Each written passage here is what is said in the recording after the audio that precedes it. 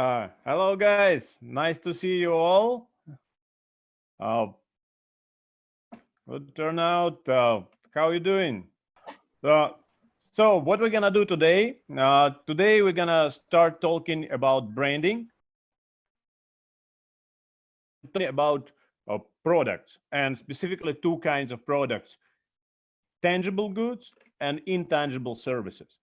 And we focused on the benefits that these goods deliver for our customers, how they perceive these products, and how they assess them and realize whether they're satisfied or unsatisfied with these goods and services.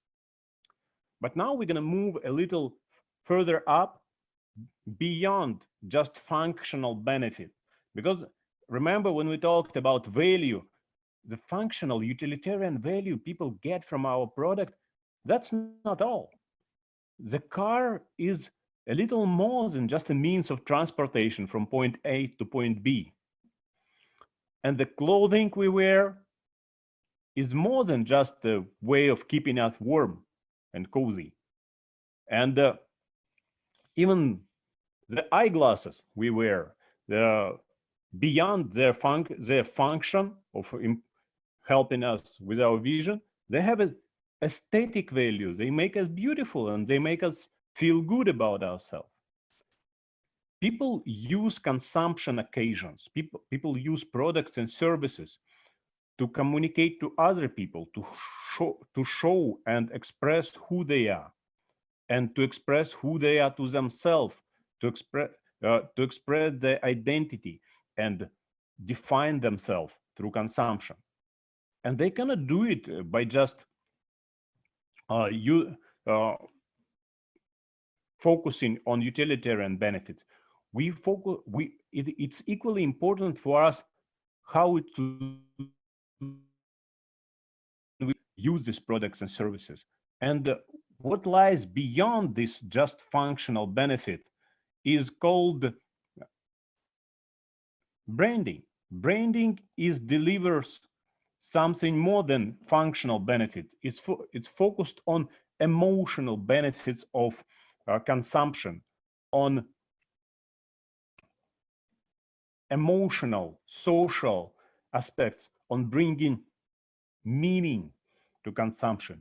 And one can say that meaning is where the value lives, because this is how we realize the true value of consumption. Because we are ready to, as consumers, we are ready to pay for brands more than for unbranded products, right? It would be easier for some unknown brands to re-engineer and copycat Apple iPhone, but no customer would pay the same price for Apple iPhone, for no-name iPhone as they pay for a real one. Why? This difference is the value of branding. And let's talk about it this way. These are two of the most recognizable brand logos in today's marketplace. You probably know both of them. And this is one of our today's assignments. Not just looking at the brand logo and trying to guess brands by their logos, but I would, in today's assignments on Blackboard, you could find a link to a brand logo quiz, which asks you questions about which brand logos you can recognize. But what I actually ask you to do is look beyond just logos and think about why you know some of them and not the others. McDonald's is like more prominent in our life world, in our everyday life. We either go there occasionally or just walk by. We see them all the time. We don't see Mercedes all the time. It's not that prominent of a brand, but it's a dream car. I like how your way of thinking about it. It is something very emotionally loaded. It brings on some dreams and thoughts and plans and expectations future. That's what brand is. It has nothing to do with actual functional benefit of a product, but the meaning we associate with it. This is what the brand is. Thank you. So the brand, basically, it's a name and a visual. For example, brand or brand logo associated with a certain product or a company. For example, brand Pepsi. It's a brand of a product, not a company PepsiCo, because company PepsiCo owns dozens of different brands. They make juices, they make dairy products, and chocolates, all kinds of stuff. But the specific brand Pepsi is strongly associated with a particular product. And it helps us recognize this product.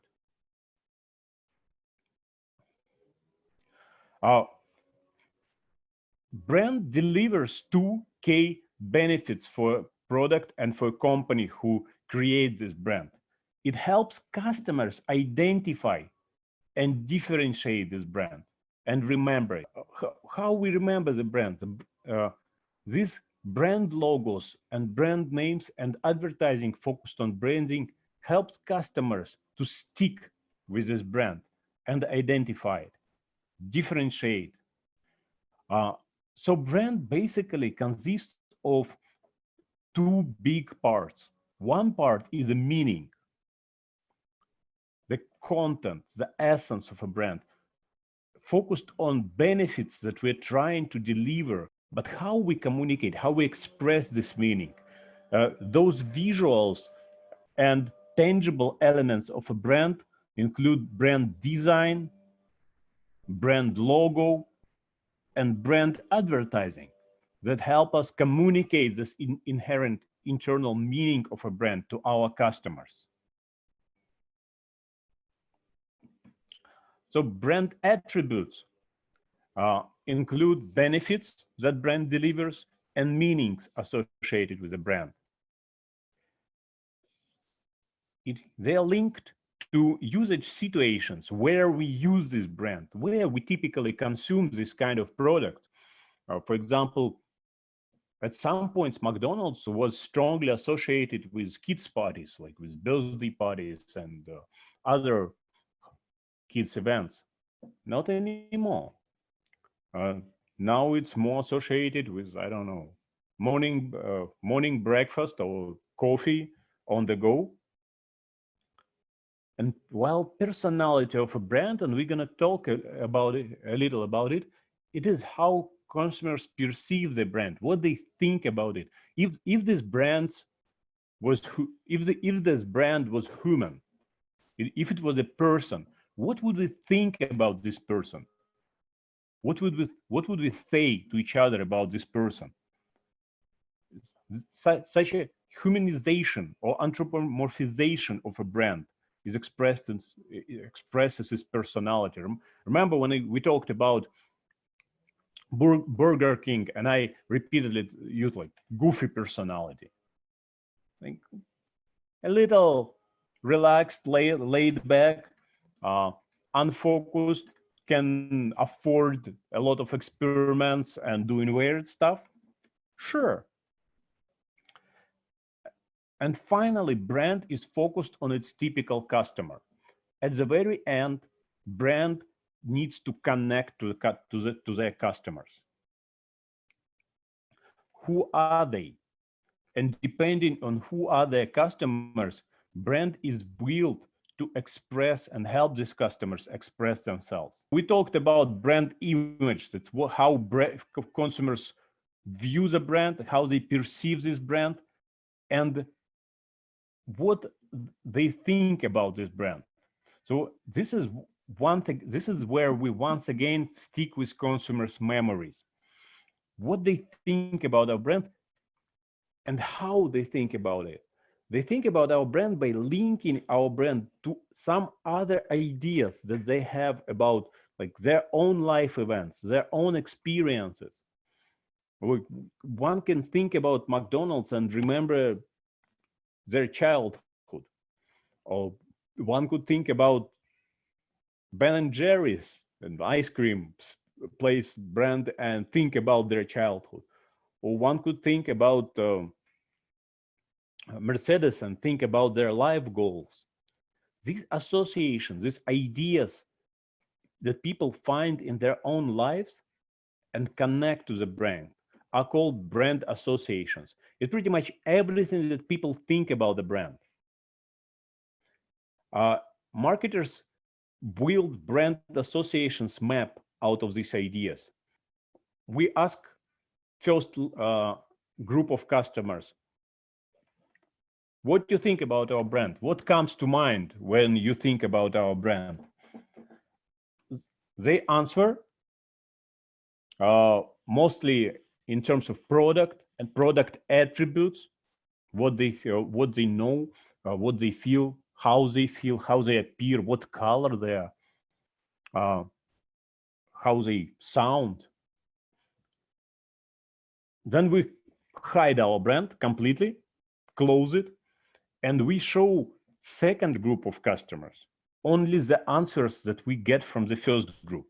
For example, if one of our customers tell us they think the most important association about our product is soft, we hide our brand and we ask second group of customers, what do you think about when you feel or hear something soft?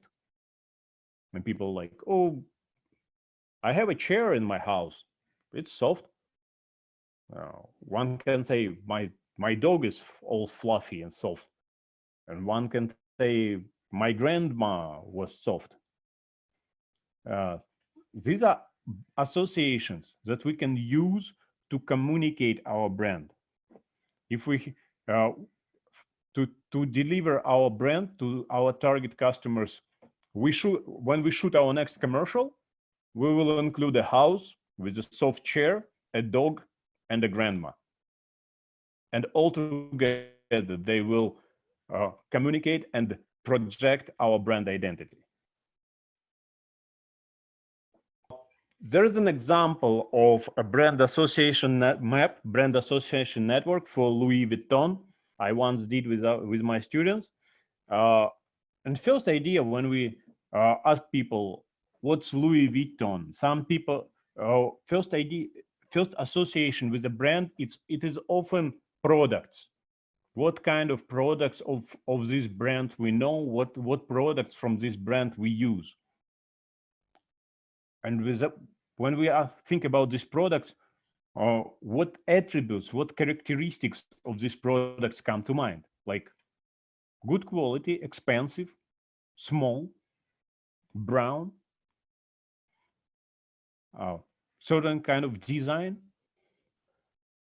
And the next layer of idea that come to mind is our emotions and memories that we feel about these attributes, about these products. For example, someone thinks about their coworker, someone thinks about good test and success. These are brand ideas that altogether create brand meaning. And it also includes people. At the end, what we are interested in here, we always look for people that people include in our brand association, because this is how we relate to our customer. If they include people like them, people they know in this brand association network, that means they consider connected, they consider this brand as relevant to them. And for example, if we need to rebuild our brand, for example, we need to connect to new audiences.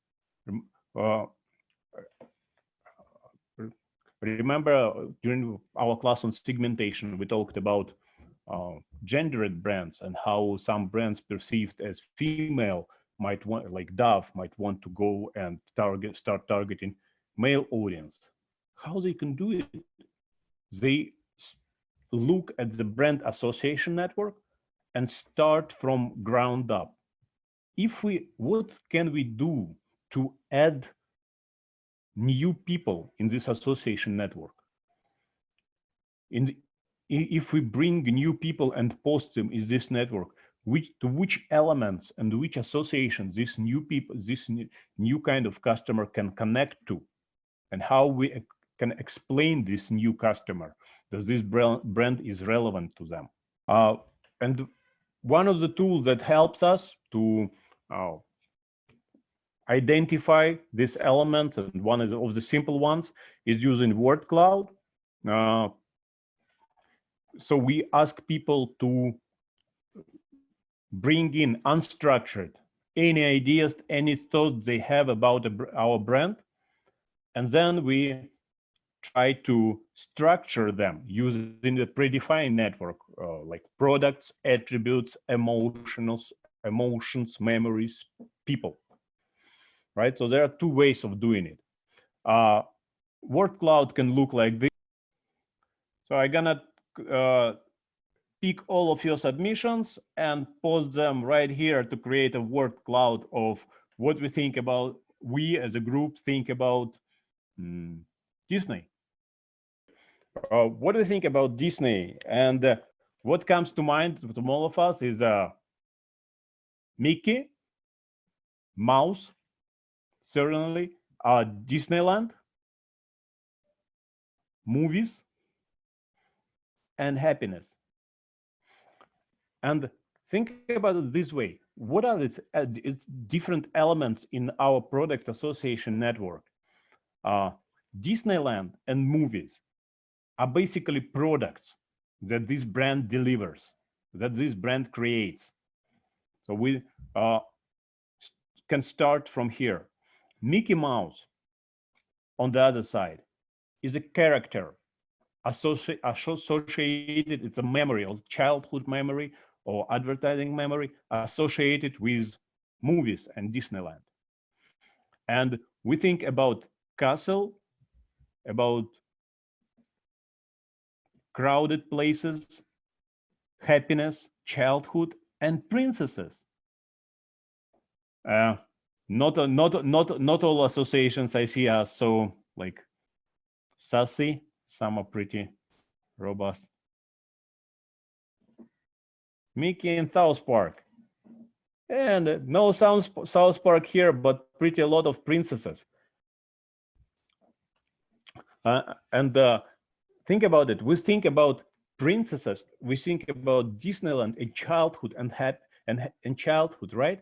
It looks like a brand is focused specifically on kids' audience and parents. And try to think about it this way: what could Disney do to stay relevant or to become relevant to single adults, say like millennials in their late 20s, early 30s now? How come? It's like a kid's brand, right? So what associations or what changes they could do? And probably, well, I think ships could help, right? So this is one way of doing it. We start from word cloud and then try to fit in and structure it into a brand association network that we can work with and we can use for our brand strategy and advertising. Thanks to everyone who participated. Let's get back to slides.